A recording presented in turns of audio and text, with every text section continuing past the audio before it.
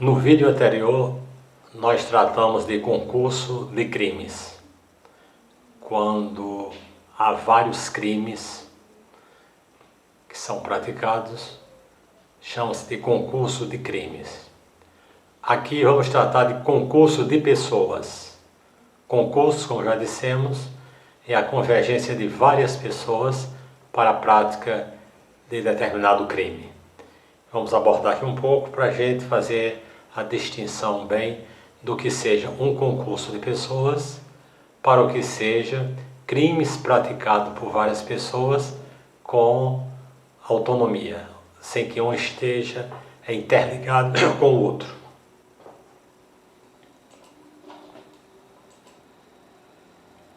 O Código vem dizer que quem de qualquer modo concorre para o crime incide nas penas a ele cominadas na medida de sua culpabilidade. Vejamos bem que há alguns termos dentro deste artigo que é preciso a gente dissecar direitinho cada elemento que constitui o artigo para a gente entender bem.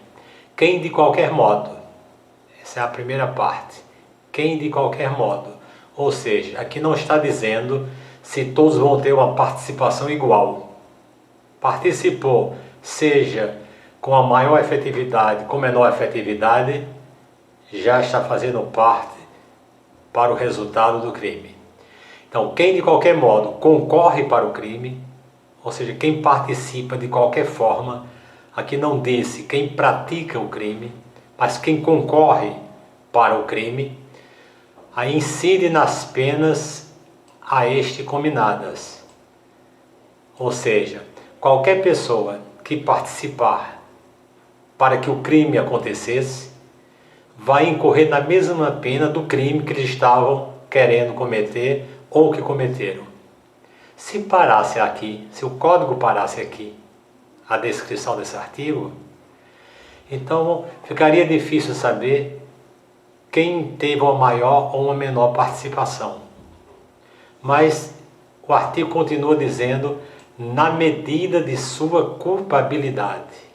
E nós já vimos em postagens anteriores que culpabilidade é o grau de participação, é o grau de responsabilidade que o agente tem na prática do crime. Então, pela definição que aqui está, qualquer pessoa que participar para que o crime aconteça, responderá pela pena que está prevista para aquele crime, na medida do grau de participação de cada um. Por isso que várias pessoas, ao responderem por um determinado crime, nem sempre as penas deles são iguais, porque isso vai variar muito de acordo com o grau de participação, o grau de responsabilidade que cada um tem na prática do crime, na prática do delito. E adianta ainda a nossa legislação penal dizendo que se a participação for de menor importância, a pena pode ser diminuída de 1/6 a 1/3. Então vejamos bem, se a participação é de menor importância, aqui já dá para subentender que nem todos têm uma participação igual. Nem todos têm um grau de responsabilidade igual. Uns têm mais e outros menos. Que daí vai surgir a figura, que nós vamos explicar depois, do partícipe, do coautor e do autor. Então, aquele que tem uma menor participação, ou seja, não teve uma participação direta, a participação dele é muito branda na prática daquele crime.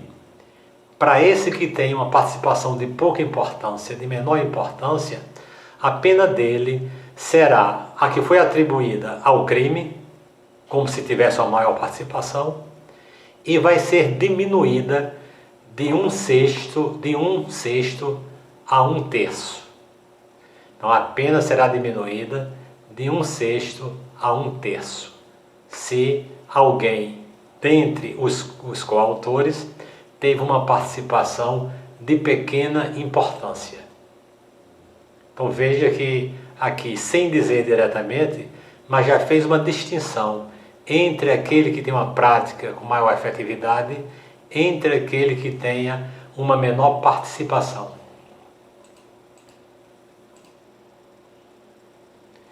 E ainda, se algum dos concorrentes, ou seja, alguns dos coautores, quis participar de crime menos grave, ser-lhe-á aplicada a pena deste. Então, se dentre as várias pessoas que estavam compondo o concurso ou a coautoria para a prática do crime, se um deles estava pensando não em cometer um crime na mesma intensidade dos demais. Digamos que 4 pessoas estavam ajustadas para cometer um crime. Das 4, digamos que uma estivesse pensando em proporcionar um resultado de menor gravidade, um crime de menor gravidade. Por exemplo, 3 estivesse tivesse ajustado para matar alguém.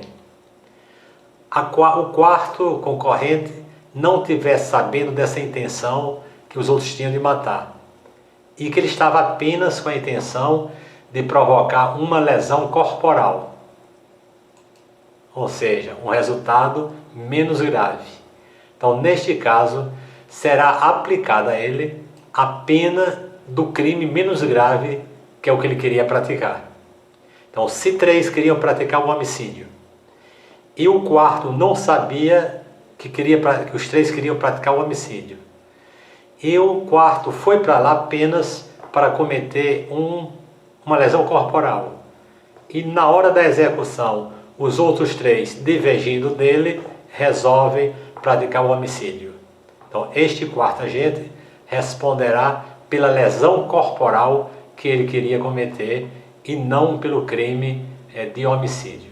Então, veja que há uma distinção entre a participação de cada um dos concorrentes no crime. Agora, essa pena, que pena? A pena que estava prevista para o crime menos grave. Então, se este quarto, que estava querendo praticar o crime de menor gravidade, esta pena dele, que pode ser diminuída, que vai ser aplicada a pena do crime menos grave, não do mais grave, mas essa pena do crime menos grave, no caso a lesão corporal, como o exemplo que nós demos, ela será aumentada até a metade, se ele, mesmo querendo provocar só a lesão corporal, mas dava para prever que o resultado seria mais grave. Então, se diante das agressões que estavam praticando, dava para ele prever que o resultado não seria uma simples lesão corporal, mas poderia chegar no homicídio, então, mesmo ele não respondendo pelo homicídio, mas responderá pela pena da lesão corporal, dependendo da natureza grave, aumentada ela até a metade do valor desta pena. Então, veja, repetindo, que as penas vão sendo aplicadas distintamente de acordo com a intenção e com o grau de participação no crime que cada um está cometendo. Agora, há algumas circunstâncias que envolvem qualquer crime. Todo crime que vai ser praticado, ele é envolto por várias circunstâncias. Há as circunstâncias de caráter pessoal, há as motivações de caráter pessoal, assim como que para aplicar a pena, também há algumas circunstâncias judiciais, que são aquelas circunstâncias em que o juiz vai avaliar para dosar a pena. Então, o Código vem dizer que algumas circunstâncias são incomunicáveis. Isso quer dizer o quê? Que as circunstâncias que estão envolvendo aquele crime que foi praticado num concurso de pessoas não se comunicam para todos os agentes que praticaram aquele crime. Então o Código vai dizer, não se comunicam, ou seja, não se transmitem de um para outro as circunstâncias e as condições de caráter pessoal, salvo quando elementares do crime. Então aqui veja bem, faz no início uma afirmação, depois faz o contraditório dessa afirmação. Quando se tratar de circunstâncias pessoais ou de condições de caráter pessoal na prática do crime, essas circunstâncias que o autor do crime tem em si não se comunica para os outros concorrentes, para os outros autores. E só vai atingir os outros, só vai ser transferidas também para os outros se se tratar de circunstâncias elementares do crime. O que são circunstâncias elementares do crime? São aqueles que fazem parte da sua própria definição legal. Quando se define qual é o crime, já diz quais são as condições para que aquele crime aconteça. Um exemplo, crime de peculato. Uma condição elementar do crime é que o autor seja funcionário público. Então, quando essa condição é uma condição elementar do crime, não da pessoa, ela se transmite para os outros.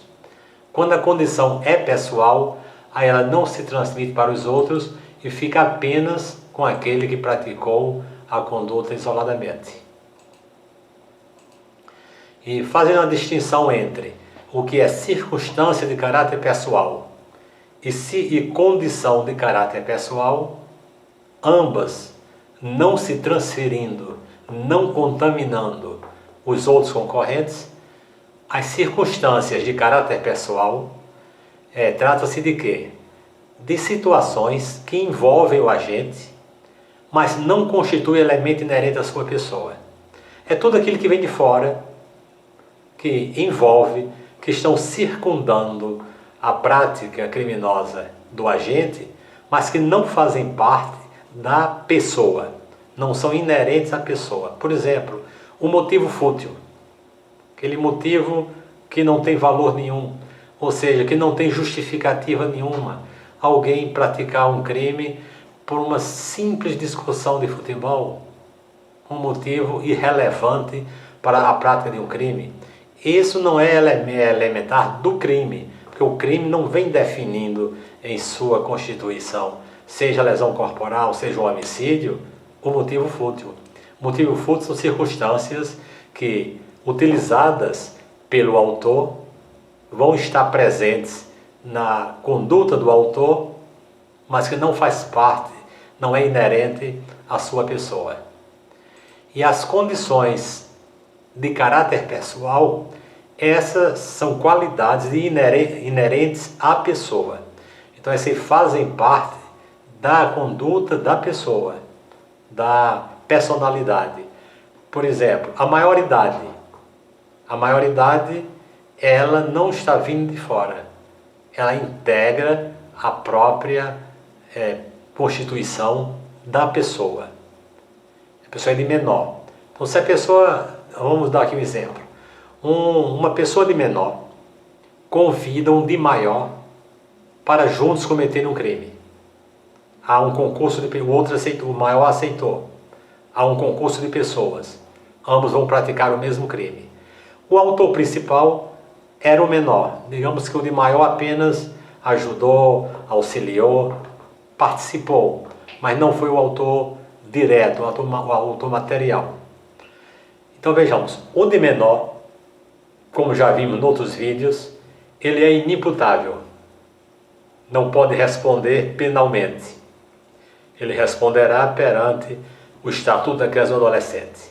Como estão em coautoria, essa condição da menoridade do autor principal vai contaminar o de maior, ou seja, vai puxar, vai atrair o de maior para responder junto ao Estatuto da Criança e do Adolescente?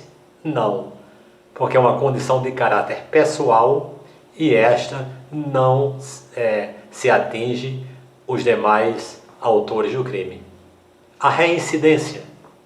A reincidência é uma circunstância que serve para agravar a pena do autor do crime. Se entre os 4 autores do crime, um é reincidente, a reincidente já vai dizer que a pena dele vai ser aumentada, vai ser agravada, é uma circunstância agravante. Então quer dizer que os outros 3 que participaram também terão a pena aumentada por causa da reincidência de um deles? Não, porque aqui é uma condição inerente à pessoa e não uma condição elementar do crime. Surgem na própria definição que vimos no início, quem de qualquer forma participa para o resultado, incorre nas penas a ele cominada na medida de sua culpabilidade. Ali, indiretamente, está já fazendo a distinção entre autor, coautor e partícipe. Os três estão aqui tendo uma participação na prática do crime. Só que o grau de culpabilidade vai ser maior e, de acordo com a intensidade desse grau de culpabilidade, é que se distingue quem é o autor, quem é o coautor e quem é o partícipe. Quem é o autor? Autor é o indivíduo que pratica o núcleo do tipo penal. E o que é o núcleo do tipo penal? O Código Penal, quando trata dos crimes, do artigo 121 em diante, ele descreve a conduta humana, cuja conduta humana é a figura típica que caracteriza o crime. E essa conduta humana, ela está caracterizada por algumas expressões verbais, pelos núcleos verbais. Há crimes que só há um verbo.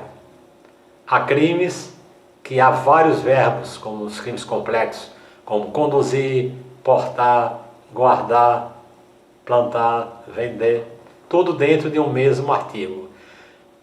No caso aqui, vai se olhar qual é o núcleo central para ver quem praticou o núcleo central. Então, o núcleo central do tipo penal é o verbo que vai caracterizar a conduta do agente. Se pegarmos, por exemplo, o artigo 121, que é o homicídio, lá está matar alguém. Então, o núcleo principal, o núcleo do tipo penal é o verbo matar. Então, quem praticou a conduta de matar? Alguém praticou disparando uma arma, apunhalando alguém, apedrejando alguém, dando uma paulada em alguém. E outros podem ter ajudado sem praticar essa conduta principal, esse núcleo principal. Alguém forneceu a arma, alguém indicou onde estava a vítima, alguém segurou a vítima, por exemplo, alguém desviou a atenção da vítima. Então, esses outros participaram, mas não executaram o tipo penal. Quem executa o tipo penal, aquele que de fato pratica aquela conduta positiva, ou seja, de realizar o que a lei está proibindo, é o que se chama de autor.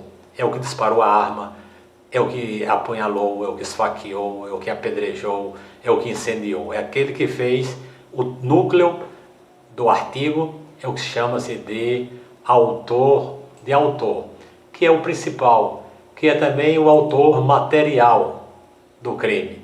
É aquele que pratica, de fato, a conduta. Aí vem a figura do coautor. Co, esse prefixo vem dizer que é atuar com o autor, junto com o autor. É um cúmplice. O coautor ele não pratica o verbo nuclear, ou seja, o núcleo do tipo, mas tem domínio do fato, ou seja, ele sabe que o autor vai cometer o fato, sabe que está cometendo e participa ajudando o autor na prática desse crime. Então, esse aí é que é o coautor. É aquele que, não praticando a conduta principal do crime, mas participa da conduta principal, auxiliando, ajudando, instigando, participando de uma outra forma, até certo ponto indireta. Seria o apoio logístico, o apoio moral, o apoio presencial também. Então esse é o coautor. E há uma terceira figura, que é a figura do partícipe. E partícipe é o que realiza uma conduta acessória, uma conduta auxiliar. Ou seja, ele não pratica a conduta principal, ele apenas pratica assessoramento, um modo de auxiliar o autor principal na prática do crime. É aquele que, enquanto o ladrão entra numa casa para cometer o furto, ele está esperando numa moto lá do lado de fora. É aquele que apenas indicou que hora seria fácil de encontrar o criminoso, a vítima. É aquele que chamou a atenção da vítima para comparecer em determinado local, sabendo ele que naquele local o autor principal do crime estaria lá para cometer o seu delito. Então, autor, coautor e partícipe são as três figuras que estão dentro do artigo que trata do concurso de pessoas. Agora vem os casos de impunibilidade. E chama a atenção novamente para esse caso de impunibilidade, para não confundir com ilicitude e nem com culpabilidade. Quando o artigo diz que não há crime, que é nos casos que falamos no vídeo anterior, que não há crime, porque está ou ilegítima defesa, ou exercício regular do direito, estado de necessidade, ou estrito cumprimento do dever legal, ali não há crime. Se não há crime, a figura não é típica, não é antijurídica. A figura é típica, porque está escrita no código, mas não é antijurídica, ou seja, não é contra a lei. Nos casos de exclusão de culpabilidade, como já vimos também, o crime acontece, o fato é típico, o fato é antijurídico, mas o autor do crime não responderá pelo crime por ser inimputável. Então aí exclui-se a culpabilidade, exclui-se o grau de participação dele, a responsabilidade dele no crime. E aqui é a impunibilidade, ou seja, não se pune. Quando é que não se pune? Aí o código vai dizer que o ajuste, a determinação ou a instigação e o auxílio, salvo disposição expressa, quando diz salvo disposição expressa, está querendo dizer que há uma disposição escrita na lei, dizendo o contrário. Até aqui vem dizendo que o ajuste, a determinação ou a instigação e o auxílio não se pune, não são puníveis, salvo se houver uma disposição expressa. Salvo se o quê? Se o ajuste, se a determinação, a instigação ou o auxílio estiverem descritos na lei como sendo crime. E é preciso que também o crime pelo menos chegue a ser tentado. Porque se o crime não chegar pelo menos a ser tentado, o ajuste, a determinação, a instigação ou o auxílio não se constitui crime. Só se constituirá crime se houver uma disposição em lei dizendo que aquela conduta é crime. E relembrando, quando falamos do crime consumado e do crime tentado, a fase normal, o caminho normal do crime, o iter criminis, são 4 fases: a cogitação, a preparação, a execução e a consumação. Essas 2 primeiras fases, cogitação e a preparação, é que se enquadram dentro do ajuste, da determinação, da instigação e do auxílio. Então, para que o fato seja pelo menos uma tentativa de um crime, é preciso que tenha começado a terceira fase, a fase da execução. Se não tiver começado a fase da execução, não há que se falar em crime tentado. Se não há que se falar em crime tentado, então não se pune o ajuste, não se pune a determinação, a instigação ou o auxílio, salvo se esta conduta praticada nessas 4 fases de ajuste, determinação, instigação ou auxílio se constitua crime. E você pode perguntar, então, como entender que estes 4 elementos podem se constituir crime? Simples. Se esses 4 elementos estiverem descritos no próprio código como sendo crime. Vejamos bem, o código vai dizer: se houver disposição expressa em contrário, ou seja, se tiver escrito na lei, dizendo que é crime, contrariando o que antes dizia, que o ajuste, o auxílio, a cogitação, não se punia. Então é evidente que se houver um tipo incriminador, ou seja, uma descrição típica de crime num desses 4 elementos, é evidente que o ajuste, a determinação, a instigação e o auxílio serão punidos. Vejamos bem, digamos que 4 pessoas se unam e combinem para assaltar um banco, cometer um crime de roubo com a utilização de armas.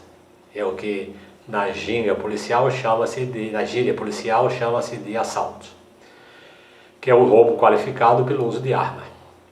Então, digamos, 4 pessoas se reúnem, estão numa casa combinando para fazer um assalto a um banco no dia seguinte. E ali eles estão planejando o percurso que vão fazer, que carro vão utilizar, que tipo de arma vão utilizar, aonde vão conseguir essas armas, aonde vai conseguir o carro, etc. Enquanto eles estão pensando, a polícia, por algum motivo que não sabemos qual, descobriu que essas 4 pessoas estão planejando um assalto a um banco para o dia seguinte. E sabe que estão numa determinada casa. Alguém informou, ouviu a conversa e passou para a polícia. A polícia vai lá, cerca a casa, entra na casa, dá voz de prisão nos 4, dizem que estão presos em flagrante, levam para a delegacia para ser autuado em flagrante. Chegando lá, o delegado vai ou fazer o flagrante se houver o crime, ou vai analisar o fato para saber que providência tomar. Aí se descobre que eles estavam planejando, estava na fase da cogitação, para cometer um crime no dia seguinte. Não se pune. Se não se pune, não terá prisão em flagrante. E pergunta-se, então não vai ter nada, mesmo sabendo que cometer? Não, porque ninguém vai ser punido por pensamento. Agora, se aquela reunião dos 4 constitui crime, aí ele responde pelo crime que estava sendo cometido durante a cogitação. Lá estava, por exemplo, numa associação de pessoas. Aí o artigo 288 vai dizer: associarem-se 3 ou mais pessoas para o fim específico de cometer crimes. É o crime de associação criminosa. Então eles estavam cometendo crime. O ajuste somente não daria punibilidade. Mas como a associação de crime, a associação é um crime previsto em lei, eles responderão não por uma tentativa a um roubo no banco, que ele não chegou nem a começar a execução, então não é tentativa. Responderão pela associação criminosa. Digamos que só tivesse 2 pessoas, que aí não constitui uma associação criminosa, tem que ser acima de 2. Se tivesse apenas 2, não responderia também por associação criminosa. Então não ficariam impunes, porque não se pune a mera cogitação. Mas digamos que ao encontrá-los os 2, se articulando para tomar essa medida no dia seguinte, eles estivessem com um revólver, uma arma, e não tivesse o porte de arma. Então eles estariam portando ilegalmente uma arma. Então eles seriam punidos pelo porte ilegal de armas. Seriam presos e autuados em flagrante pelo porte ilegal de armas e não por tentativa de assalto a um banco. Mas digamos que ao prendê-los, levá-lo para a delegacia, ele conseguiu provar que ele tem o porte de arma. A arma não estava ilegalmente com ele. Ele tinha o registro e tinha o porte. Então ele não estava cometendo crime nenhum. Não era associação, que só eram 2 pessoas. Não era porte ilegal porque ele tinha um porte. Estava na fase da cogitação. Então não poderia responder por crime nenhum, porque se tornou impune aquela medida deles. Por isso que muitas vezes a polícia, percebendo que alguém está querendo cometer um crime, não intercepta logo no início, monta um cerco para ficar aguardando ele começar a execução. Porque depois de começar a execução, aí sim ele responderá pelos crimes que estão sendo cometidos.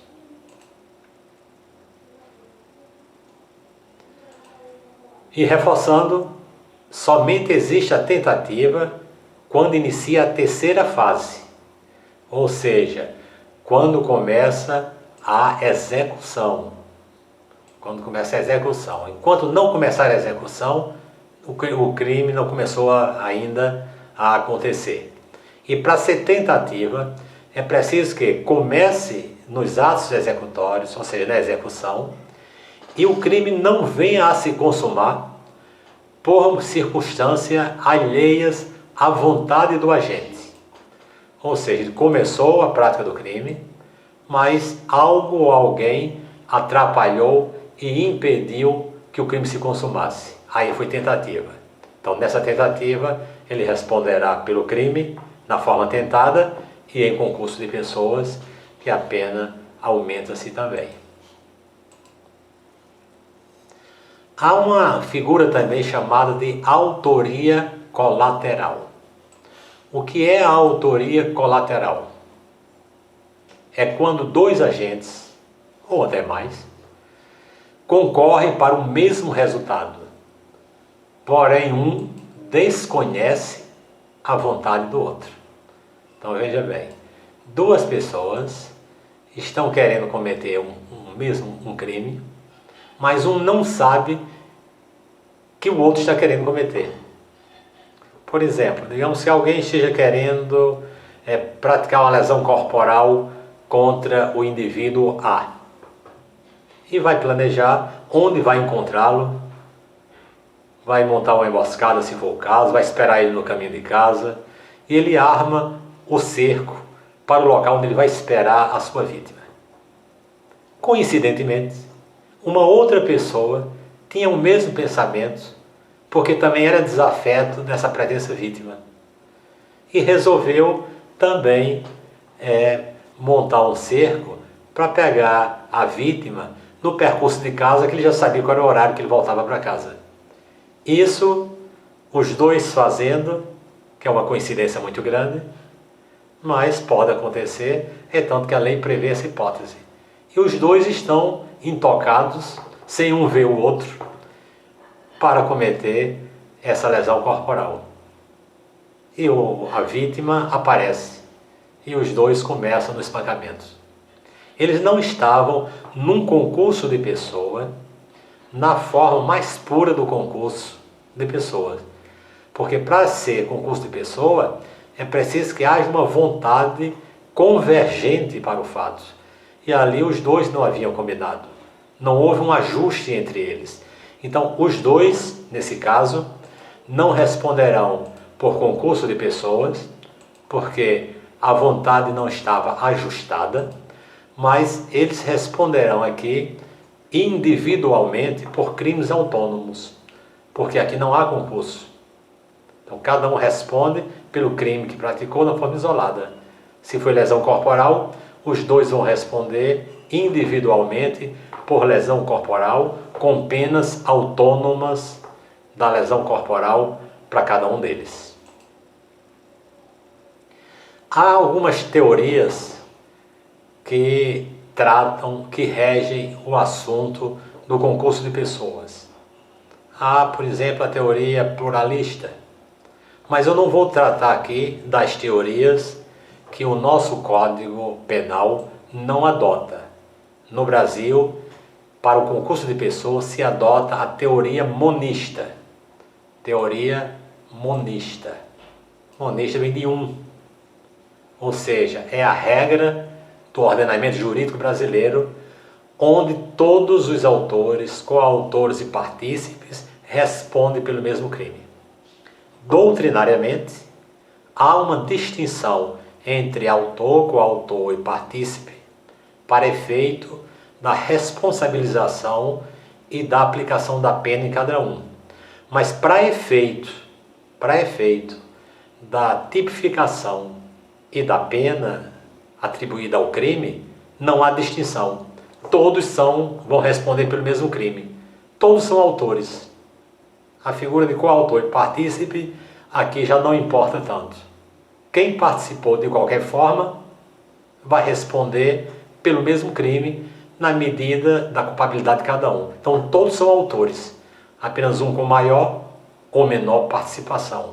E dependendo da maior ou menor participação, surge a figura do autor, do coautor e do partícipe. Mas para a aplicação da pena correspondente ao crime, todos respondem pelo mesmo crime como se fosse uma figura só.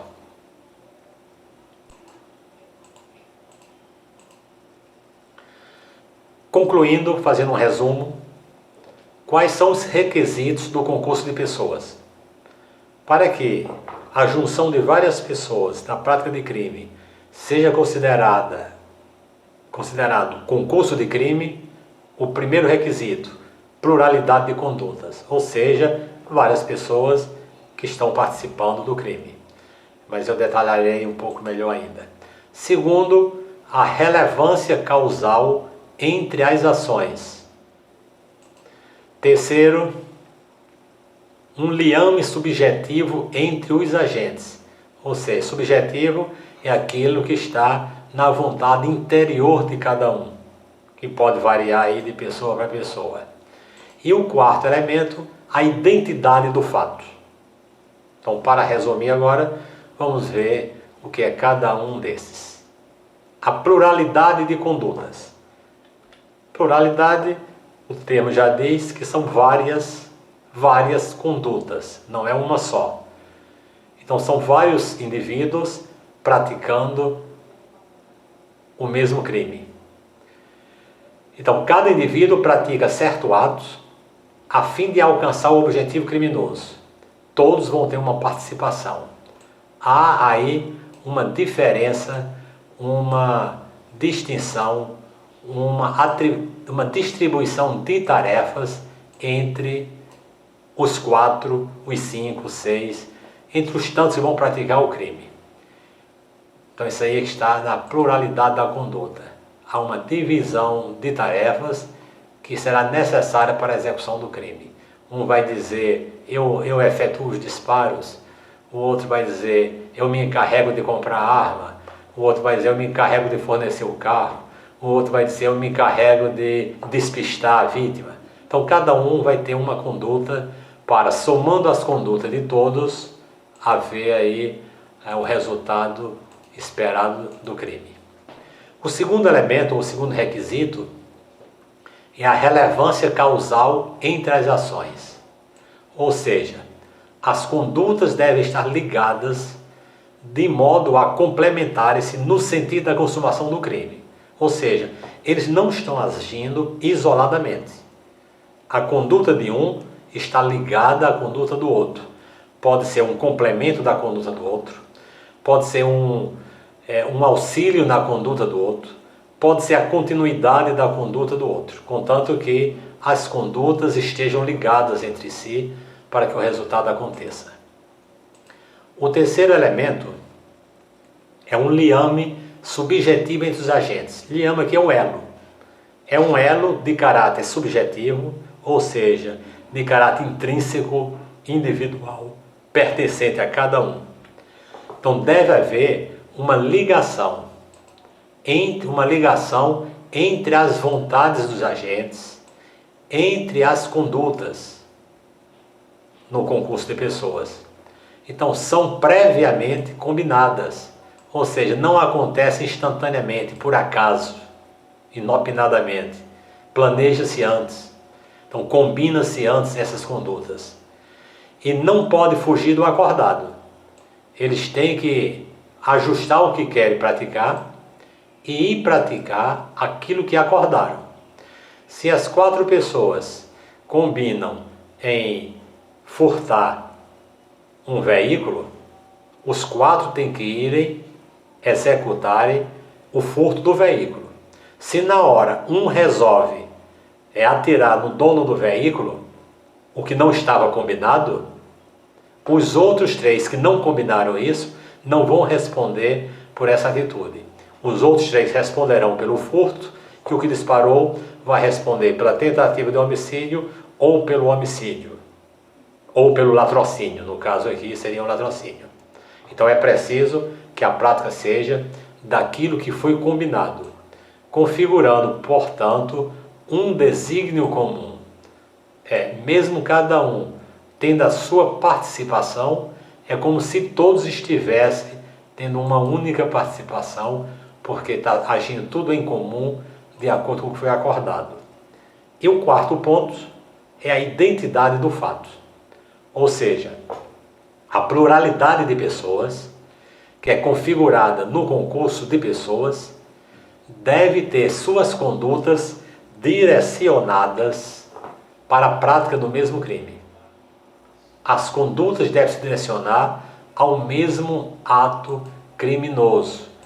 Como dissemos anteriormente, não pode cada um pensando estar cometendo um crime diferente.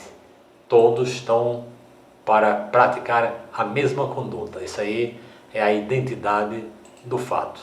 Então espero que tenha dado para se entender o que é um concurso de pessoas, para diferenciar da prática de crimes por várias pessoas quando não ajustaram entre si. Quando várias pessoas praticam um crime sem ajustarem entre si, cada uma por conta própria, são crimes autônomos, todos respondem por crimes autônomos. Agora, quando eles combinam para convergir as condutas deles para o mesmo crime, é o que se chama concurso de crimes. Então, no próximo encontro, nós trataremos de outros assuntos. Espero que possam ler mais na doutrina, para se aprofundar mais. E depois que fizermos algumas explanações da parte doutrinária, nós passaremos a resolver as questões pertinentes a cada conteúdo que nós falamos e que estão inclusas geralmente em quase todos os concursos. Peço que compartilhem, que difundam, que divulguem com outras pessoas este nosso vídeo. Muito obrigado.